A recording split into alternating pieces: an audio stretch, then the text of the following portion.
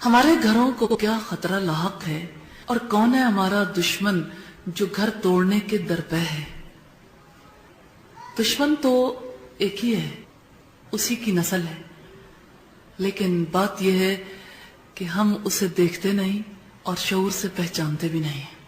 وہ دشمن جس کی دشمنی کو اللہ نے یوم الست پہ اور جس دن سب روحوں کو حاضر کیا تھا اور جس دن خاص طور پر شیطان کا اور آدم کا آمنا سامنا ہوا تھا، اس دن پہ اللہ تعالیٰ نے اس دشمنی کی حقیقت کو واضح کر دیا تھا۔ اس دن جب اس نے مہلت مانگی تھی کہ آپ مجھے مہلت دیجئے، میں ان کے دائیں سے بھی آؤں گا، ان کے بائیں سے بھی آؤں گا، ان کے آگے سے بھی، ان کے پیچھے سے بھی، ان کو وعدوں کے سبز باغ دکھاؤں گا، انہیں امیدوں کے جال میں الجھاؤں گا، ان کو تیرے سیدھے راستے پر آنے نہیں دوں گا۔ اچھا، دشمنی شیطان کی جو ہے اس سے ہم پوری طرح آگاہ نہ بھی ہوں لیکن ویل انفارم ہے، صحیح، ہمیں پتا ہے، جانتے ہیں۔ اب اگر دیکھا جائے تو گھر کے اندر ٹھیک ٹھاک کھاتے پیتے، پہنتے اوڑھتے، اپنی زندگی کے کام انجام دیتے ہوئے ہمیں آخر کیا خطرہ لاحق ہے؟ میں کچھ مثالیں آپ کے سامنے رکھنا چاہتی ہوں۔ پہلی خطرے والی بات جو ہے اس کا تعلق رسول اللہ صلی اللہ علیہ وسلم کی حدیث سے ہمیں ملتا ہے، اس حدیث سے جا جڑتا ہے۔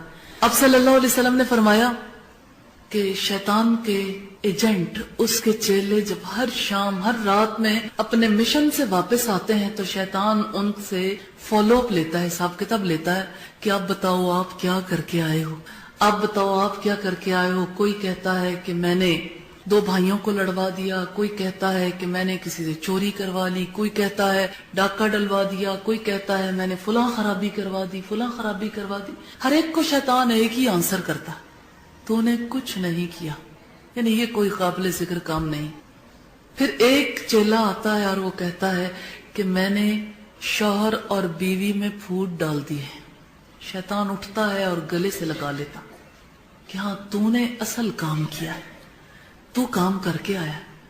اس سے ہمیں پتہ لگتا ہے کہ شیطانی حملہ سب سے زیادہ کس رشتے پہ ہوتا، اور گھروں کو توڑ دینا یہ شیطانی مشن کا سب سے بڑا ایجنڈا، یعنی سب سے بڑا اس کا مقصد یہی ہے کہ گھر توڑ دیے جائیں، تعلقات متاثر کر دیے جائیں۔